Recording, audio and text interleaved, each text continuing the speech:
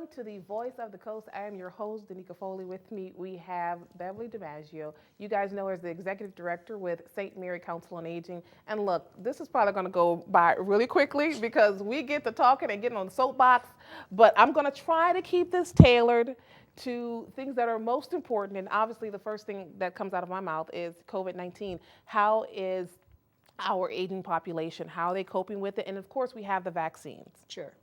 Well, you know, the first round went to the 70 and above, okay? We actually took 110 people over 70, thanks to Tish Action Clinic, Ochsner here, Walgreens here. They all got their first shots. Then we took them, and we had to transport them because we wanted to be sure they got there and they'd be safe. Then we took them for their second shot, okay? Mm-hmm. We had no reactions, except I had family members that got mad at us that we took Mama and Daddy to get the vaccine. But let me back up. We did a survey, and we asked each of the seniors, if vaccine becomes available, do you want to take it? Now, a lot of them said, I want to check with my doctor first. That was fine. But they all said yes, and they all signed a little paper that they had agreed to take the vaccine. We had no reactions. We had no complications. In fact, it was kind of funny because when we got to Tish Action Clinic with the first 6, because we took them 6 at a time, they had to reorientate themselves with their friends from the senior centers because they hadn't seen each other since March the 18th. Wow. So it was fun. It was tearful. Yeah. And they couldn't hug or anything, and that you know, Lucy out of their big huggers. Yes. And they couldn't hug, but we were very, very appreciative. Now we have already started with our 65. We had those surveys, okay. Mm-hmm. And so let me ask you something. So I got to ask because Sure. I told you I have a very soft heart when it comes to Sure. the aging population. Very close to my grandmother. But you're saying it kind of lightly. When you say you were confronted by family members, they used lots of profanity and yelling and screaming at you. So I'm just curious. Their family members that they were upset that received the vaccine, are they in their right mind? They don't. I mean, everyone is able to take the survey. Yes, the family members that objected, they are absent family members, I want to say. Oh, okay? wow, okay. They should be taking care of Mom and Daddy instead of me, okay? But they're not. But they're the type that they believe everything they see on Facebook or whatever. And I got to admit, there's a lot of erroneous information being put out, okay? And that's why the first thing I asked them was, check with your family doctor, okay? And they did. And the doctor told us that and we took Pfizer, okay, that was the best. Now, some of my people, they're waiting for Johnson & Johnson because they have more severe complications, and it seems to have a better time. But like it's also come out now that Johnson & Johnson and even Pfizer and some others say you may have to take this shot every year. Okay. So I've prepared my seniors for that. And one gentleman said, Miss Beverly, you think I'm going to live that long? Oh. I said, yeah, you're going to live as long as I do. I got my shot same time you did, so we're going to hang in together. Awesome. So that's 110, and then at 6 people at one time. So Yes. that's a lot of back and forth. Oh, it was. Yeah. But we arranged it so that, because they had to wait at least 20 minutes after they got the shot. So by that time, my vans had come back and had the next 6. They took that 6 home, and then they picked up another 6. You had a system going. Oh, we had a heck of a system going. Okay. And everybody said, how did you get all of them there? And I said, everybody was ready. We called and said we're on our way, and everybody was ready, and it went very, very well. One thing I can definitely say, and I know there are a lot of people out there that are still not convinced, and that's everybody has that right. But one thing I will say that I'm happy that came out of it, that they were reunited, even from a distance, with their friends, that they hadn't seen in so long. And like you said, Louisiana, we are huggers, we're kissers, we just love the camaraderie, and we love, just the companionship of our friends. So we're going to take a break. Okay. I told you I'll get on that soapbox, but we're doing good. We're staying on one topic at a time. So come on back right here on the Voice of the Coast with Ms. Beverly Domengeaux, Executive Director with St. Mary Council on Aging.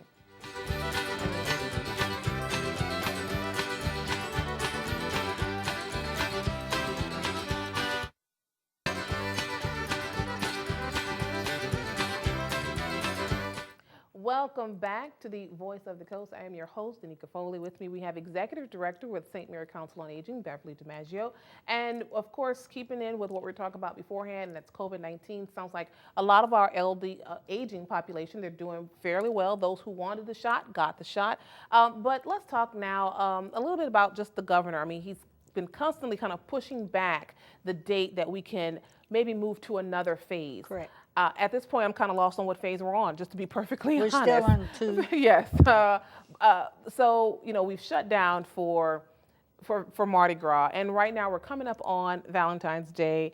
And something you mentioned, of course, we might kind of go off a little bit here, but you mentioned an analogy, and I think it's important for people to understand how that relates to our aging population.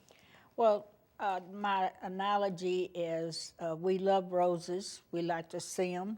We like to smell them, but we also have responsibility of taking care of them, feeding them, making sure that none of the bugs get to them or anything. So to me, that's my elderly population. They're the baseline of why we're all here. And of course, I'm one of them, okay? Mm-hmm. But the thing is, we have a lot of life still left in us. We have lived a good life, okay? We know we've been through most things that everybody else has been through. We've been through wars, hurricanes, rationing, all this stuff, but we made it. But the thing is, we made it because we all worked together. And that's the thing that my seniors are having a problem with. They don't see the unity that we saw during World War II, Vietnam, Korea, we saw it. We rationed. We stood in line to get a little bit of meat, with little stamps. But we worked together. Women had to get out of the home and take jobs because all the men had gone to war. So we worked together, and we made it. There was no race, no religion, no nothing. We were all Americans, and we were working together. And that's what the seniors don't see that we're doing anymore. Yeah. And I would imagine also not being able to see each other, That's right. and being pretty much isolated. I'm sure it has also had an effect on them. But you mentioned, if you have, a neighbor Right. that lives alone and they're of age, go out and check on them. And I tell you, every time we talk, I'm in my mind, looking at my neighbors, and all my neighbors, thankfully, are all young and virile individuals. Actually, some of the people who are older than me have actually taken care of me, sent me a meal, which I was very thankful for. And it wasn't just any meal. Oh my God, it was salmon. So it was awesome. But, I think that's what we need to get back to, checking on our neighbors, especially those, who are older. Well, I'll tell you a funny story. My next door neighbor is an Episcopal priest, and he has 3 lovely children. And when I drive in my driveway, his little boy comes running to the fence. Miss Beverly, how are you? How was your day today? And it just, I go in, my son says, you come in with a smile on your face because somebody cared, okay? And I think that's what the seniors don't see. They get fussed at for being slow, okay? Yeah. Living in the past. But yeah, we have good memories from the past. We're going to live in the past. But we're trying to teach y'all that everybody has a past, okay? So I think that the main thing, and I'll tell you a funny story, when they got together to get their vaccines, some of the gentlemen told some of the ladies, ooh, you gained some weight during this. Oh, I will tell you, we the had to old people, they bust don't out mind telling you the truth. And I mean, I just walked away because I said, "Oh goodness, we're going to have a." But she says, "Yes, I have, but I'm working on it." Okay, so I love it. But you know, the isolation is the biggest thing that Yeah. has bothered them. Yeah. Okay. So this is the part where you can get involved. We'll talk about that when we come back from our break, and we'll talk about what you can do if you're sitting at home saying, "Well, I don't have any elderly neighbors like myself." Well, there's some things that you can do. So come on back right here on the Voice of the Coast on KWBJ TV 22.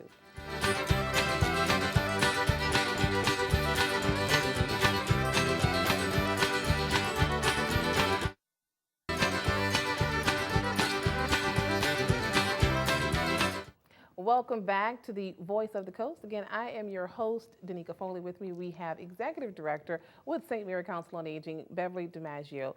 Now, everyone's saying or they're thinking, well, what can I do to get involved? Well, you guys are always open to donations. Yes, ma'am. We had a fantastic heater drive. We got a lot of heaters. We had a good blanket drive. We can always use them because, you know, we get calls every day for things like that. Non-perishable snack items to keep on, like peanut butter and crackers, okay? They love that. And so I like to take that out because they can make a meal off of that, Yeah. at least have something. And of course, when we have money, we can go buy a little bit better Yes. things. And like we're not delivering Monday and Tuesday because of the weather, okay? And we took extra meals out today, Friday, okay, so that they will have things. And then we sent out a little notice with them, with my cell phone number on, in case that they need anything extra or something should happen. I can, because I can get my van driver and we can get to them, okay? Yeah. But, you know, the main thing is the care. A phone call, okay? And we even talked about, you know, little note cards, and I did have 5 or 6 ladies that brought cute little note cards, and I passed them out with the meals that we mentioned the last time we were here. It's just because they're isolated right now, they're like the rest of us, they're kind of depressed, and they just need just someone to say we care. Now, you're a former nurse, and you, I don't know, what you were, what department or where did you work? Your NICU? No, I was ER. ER? Okay. So I'm asking you this. This might be a little, maybe not, you may not be able to answer it, but as far as what's going on, I mean, what's going on mentally? Mentally, it's very hard for them to grasp because it's like anything else. They can't see it, okay? They don't understand it, and with the rules and regulations that are coming down, they don't understand them with COVID, okay? Like when a great-grandchild is sent home from school because he was next to someone who tested positive, okay?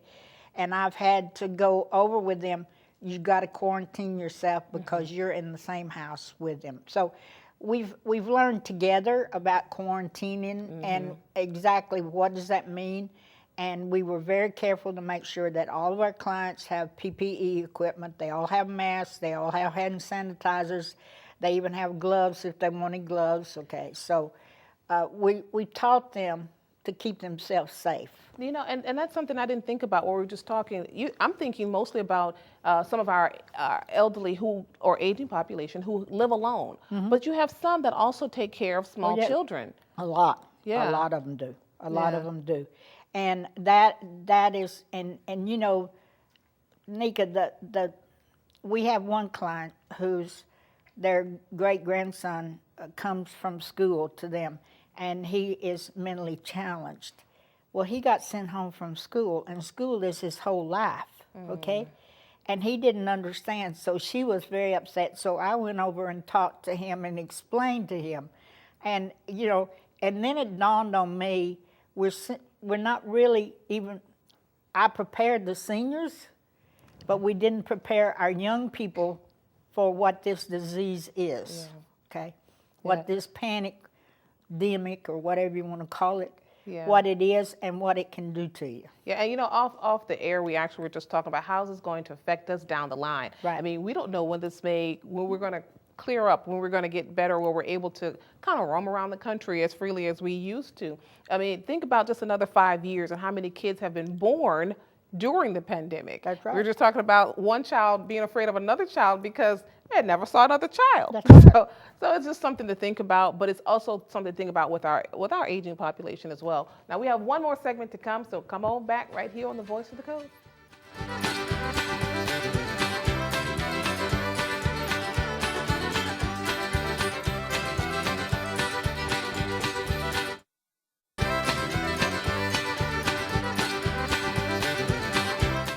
Welcome back to the Voice of the Coast. I am your host, Danika Foley. Again, with me, we have Executive Director with St. Mary Council on Aging, Beverly Domengeaux. Now, with this pandemic, a lot of people have fallen on hard times. A lot of folks have even lost their jobs. Correct. But one place where there is hiring going on, and that's with you. You Yes. are hiring. There's at least 2 positions. Can you tell us more about it? Well, we need a driver in Morgan City and a driver in Patterson to deliver the home delivered meals. And you got to have a big heart because they like to talk. And I have a couple of administrative positions that I'm working on right now. So we need to revamp. We need to start. We've gotten, as has everybody else, we've gotten in a rut. So now we've got to kind of look at the program. What are we doing? What can we do different to kind of boost everybody up? Because, folks, this is going to go on, okay? It's not going to stop. And, and before we close, happy Valentine's Day. Okay, yeah, we're gonna get to that. We're going to get to that because I wanted to show off my what I got over here. Well, look, let me go ahead and show it now since you mentioned it. Yeah. I got this from Miss Beverly. It was quite a shock and quite a pleasant surprise. So I love it. I'm like so excited. I really am. So I'm going to be digging into this once we get off the air. But real quick, can you give us the number if folks would like to? Can they call or how do they contact you? No, they can go to any of our sites and pick up an application and drop it off, and then we will make time because we have to be careful about when we interview where I interview. I try to keep it safe and sanitary and follow all the and they have to have a driver's license, car insurance, proof of it, and we do check the driver's license to make sure there's nothing bad on their record because they are driving and we don't want anything to happen. Right. But it is a worthwhile, and I say this from my heart, my clients love my drivers. Yes. And when somebody has to take a day off, I get a 15 phone calls. Well, where's my driver? Oh my gosh. So I said, tell all my drivers, tell the people when you're going to be off because then they see another face and they kind of they have a relationship with this person. And I have some good people. They do things after hours for their so they care. Yeah. And that's what I want. I want them to have a heart that cares. That's right. Now, speaking of transportation, outside of just the meals, you do have, you still provide transportation even during the pandemic. Yeah. They can still go to their doctor's appointments and they can make groceries, as I say. They can still go to the store. Thursday is our Walmart day. Okay. That's what I like to call it because early in the morning, right? Early in the morning, yeah, because we try to get everybody in and out before there's a lot of crowds, and and now I'm sending out additional masks because the new rule is to double mask. Okay, so I had a good donation of masks, so I'm going to send those out to the clients with instructions about how to double mask. So they're compliant. They really are.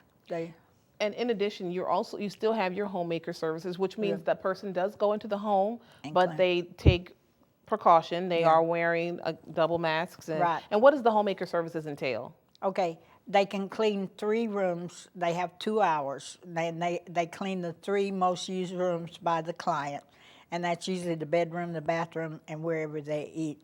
and we require that the homeowner or the senior goes in another room while we are cleaning that room. So we're doing everything that the regulations have said. Now, we don't go in unless they give us permission to come in, okay? Some people still don't want us to come in, so they're just on our waiting list. But we will resume whenever we can resume. All my homemakers have the right supplies to use to sanitize the homes. Okay. Now, I typically like to give you the last words. We're about to wrap up. Anything else you'd like to tell the folks who are watching? Enjoy Mardi Gras at home. It's going to be cold, so stay safe, stay warm. Drink some hot chocolate because it'll be good on that day. Awesome. And I will say one last thing. Make sure to watch us on KWBJ Live. We're on YouTube, and we are going to start having our videos out on YouTube. So check it out. It'll be out on Monday, which is the 15th President's Day at 8:30 a.m. See you guys next time.